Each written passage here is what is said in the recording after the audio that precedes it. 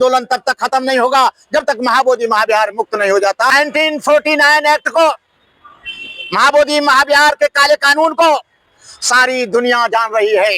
पूरी दुनिया और देश का कोना कोना जाग गया है। हम नहीं चाहते कि ये जल्दी करें, हमें को नंगा करते रहेंगे। इनकी धर्मनिरपेक्षता को, इनके सेकुलरिज्म को, इनके लोकतंत्र को, इनकी डेमोक्रेसी को हम हमेशा नंगा करते रहेंगे। इस देश में जो बौद्ध और ईसाई और मुस्लिम है उनको कुचलने का इनका इरादा है। मुक्ति होगा, आंदोलन चलेगा।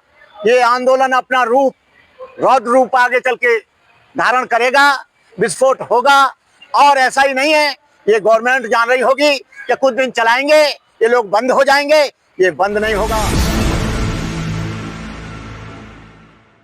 तो आंदोलन बोधगया का चल रहा है लगातार, काफी दिन हो गए, लेकिन कोई स्थिति परिवर्तित होती दिखाई नहीं दे रही है। बोधगया का आंदोलन 1892 में अनागारिक धर्मपाल जी ने शुरू किया था। जब 100 वर्ष पूरे हुए आंदोलन के, तो 1992 में भजन सुरई ससाई, करुणाकर, भंते आनंद ने इसे शुरू किया। लेकिन दुर्भाग्य रहा, आंदोलन जब ऊंचाइयों पर पहुंचा तो आंदोलनकारियों ने बिहार गवर्नमेंट के साथ समझौता किया और वो उसमें मेंबर बन गए। सुरई ससाई जी माइनॉरिटीज के मेंबर बन गए गवर्नमेंट ऑफ इंडिया में।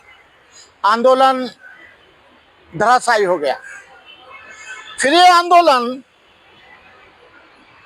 24 फरवरी 2024 को आकाश लामा ने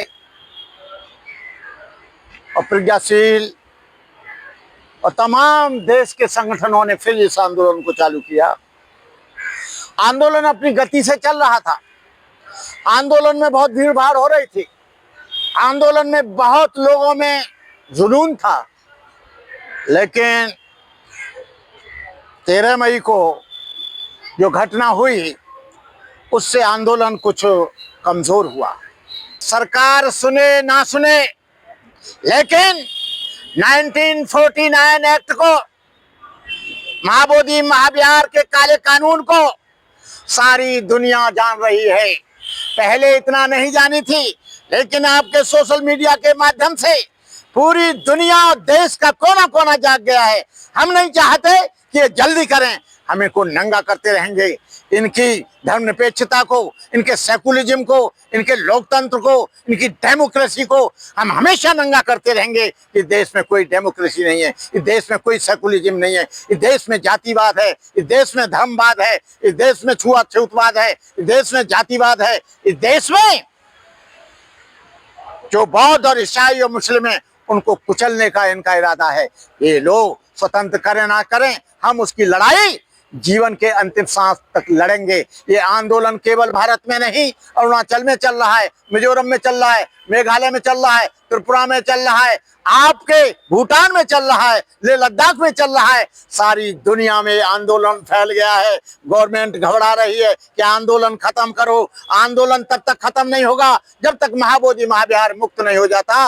मैं इन्हीं शब्दों के साथ देश के लोग। सवाल, बिहार में अभी चुनाव चल रहा है, क्या आपके जो बौद्ध महासभा या बौद्ध भिक्षु संघ या जो भी उपासक वर्ग कह रहे हैं, ये लोग प्रेशर बनाएंगे सरकार पे? अभी चुनाव चल रहा है। अभी चुनाव में नहीं, चुनाव की मर्यादा को हम भी जानते हैं। चुनाव की मर्यादा का हम पालन कर रहे हैं, क्योंकि वहां पर पूरा अधिनियम लागू हो गया है चुनाव का। इसलिए चुनाव होने के बाद अभी चल रहा है।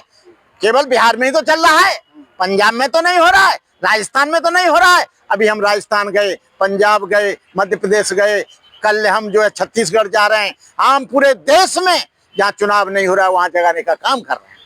हमको तो ये मौका मिल गया। चलिए, तो क्या उम्मीद करें कि मुक्ति होगा कि ऐसे ही मुक्ति होगा, आंदोलन चलेगा।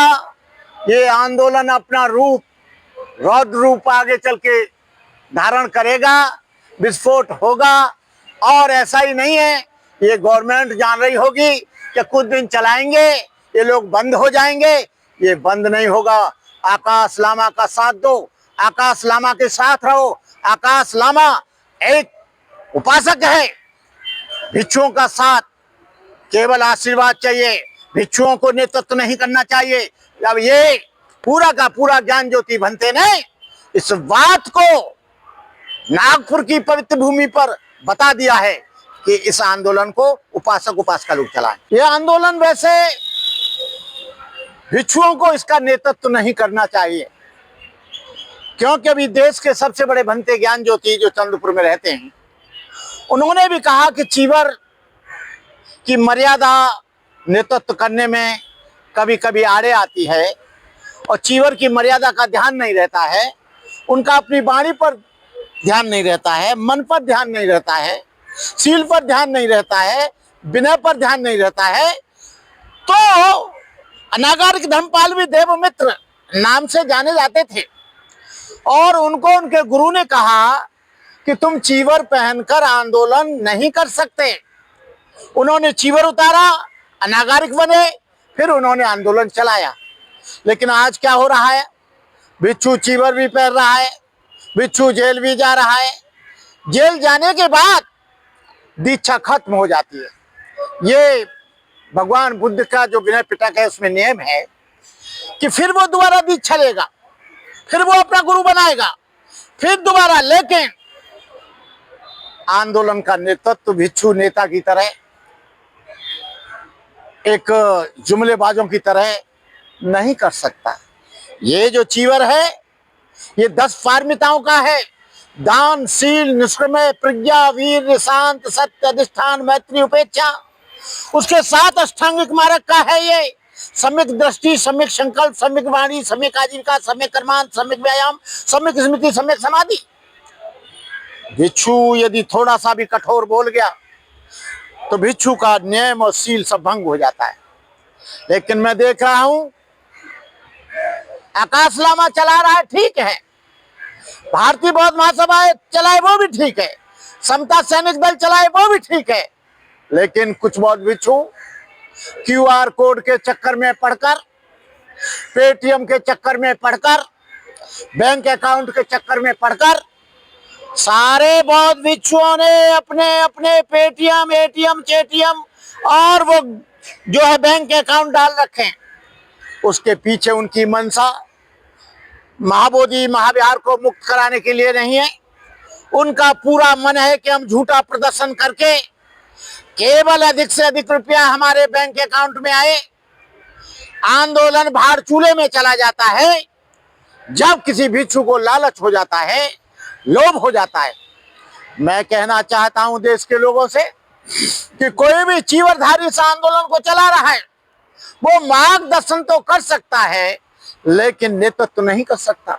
मार्गदर्शन का मतलब है कि वो सुझाव दे, वो उनको गाइड करे, लेकिन एक नेता बनकर झंडा लेकर और चीवर पहनकर वो जाए और तमाम लोगों को अपनी भाषा में अंडबंड बोले, उससे हमारी चीवर की गरिमा, हमारे बुद्धिज्म का सिद्धांत, हमारे धर्म की जो एक नियम है वो वहां फेल हो जाता है। ये ज्ञान ज्योति ने कहा कई भिक्षुओं के बारे में कि भिक्षुओं को चीवर पहनकर नेतृत्व नहीं करना चाहिए, नेतृत्व उपासक करें, भिक्षु पीछे से मार्गदर्शन करें। और ये तो वर्षावास का समय चल रहा है, भिक्षुओं को इस समय ये पैदल जाकर पेटीएम QR कोड डालकर, बैंक अकाउंट डालकर पैसा नहीं लेना चाहिए। भिक्षु संघ की, बौद्ध धर्म की ये मर्यादा है, क्योंकि बौद्ध भिक्षु कोई भिखारी नहीं है, बौद्ध भिक्षु कोई नेता नहीं है, बौद्ध भिक्षु कोई सामान नहीं बेच रहा है, बौद्ध भिक्षु व्यापारी नहीं है। लेकिन आंदोलन को इन्होंने व्यापार बना दिया और व्यापार बनाकर भंते करुणाकर की बात पर बहुत से लोग नाराज होते हैं। लेकिन मैं कहता हूं उपासकों से, हे उपासकों, इस आंदोलन को मैं भारतीय बौद्ध महासभा के लोगों से कहना चाहता हूं, समता सैनिक दल के लोगों से कहना चाहता हूं, भीम आर्मी के लोगों से कहना चाहता हूं, भीम सेना के लोगों से कहना चाहता हूं, अम्बेडकर नवयुवक संघ से कहना चाहता हूं, देश के जितने भी सोशल ऑर्गेनाइजेशन हैं वो आगे आए और हम पीछे से आप लोगों को आशीर्वाद देंगे। मैं अभी तक झंडा लेकर, डंडा लेकर, कभी आंदोलन में कोई नाम देकर, कोई अध्यक्ष बनकर मैं नहीं गया, लेकिन बौद्ध धर्म को गाजर मूली समझ लिया है। आज चीवर उतरता है, कल पहन ले जाते हैं। गुरु मना करता है, मेरा शिष्य नहीं है। लोग जेल चले जाते हैं, लेकिन जेल से आने के बाद उनके चीवर की मर्यादा समाप्त हो जाती है। लेकिन हमारे लोग इतने इमोशनल हैं, हमारे लोग इतने भावुक हैं कि उसने चीवर देखा, समझे भगवान बुद्ध आए, चिकनी चिपड़ी बात बनाई, शब्द जाल में उनको फंसाया, और वो लोग सोचते हैं कि ये भगवान बुद्ध आ गए, इनको सपोर्ट करो। मैं देश के लोगों से कहना चाहता हूं, इस आंदोलन को उपासकों के हाथ में दो, भिक्षुओं के हाथ में नहीं। भिक्षु यदि चलाएंगे और उनको ज्यादा दान मिलेगा तो वे बिगड़ जाएंगे। बिगड़ जाने का मतलब है उनको लोभ आएगा, लालच आएगा, मोह आएगा, संपत्ति संग्रह करने का काम आएगा। एरोप्लेन से चलेंगे, बढ़िया खाना खाएंगे, होटलों में रुकेंगे। ए मेरे देश के वासियों, आप लोग अपने आप आओ, अपने आप खाओ, अपने आप झंडा लाओ, अपने आप खाना खाओ, अपने आप अपने पैरों के बल पर बुद्ध गया की धरती को मुक्त कराने के लिए आप लोग आइए, और भिक्षु संघ का पूरा आशीर्वाद आपको मिलेगा। और भिक्षु यदि कोई भी इसका नेतृत्व करता है तो आपको उसको नकारना पड़ेगा, आपको उसे इग्नोर करना पड़ेगा। आप उसको खाना मत दीजिए, आप उसे पैसा मत दीजिए, आप उसे भोजन मत दीजिए, क्योंकि ये भिक्षुओं का काम नहीं है, ये भिक्षु संघ का काम नहीं है, ये उपासकों का काम है। उपासक लोग इसको करें, और हमारी शुभकामनाएं कि आंदोलन आगे बढ़े और महाबोधि महाविहार मुक्त हो।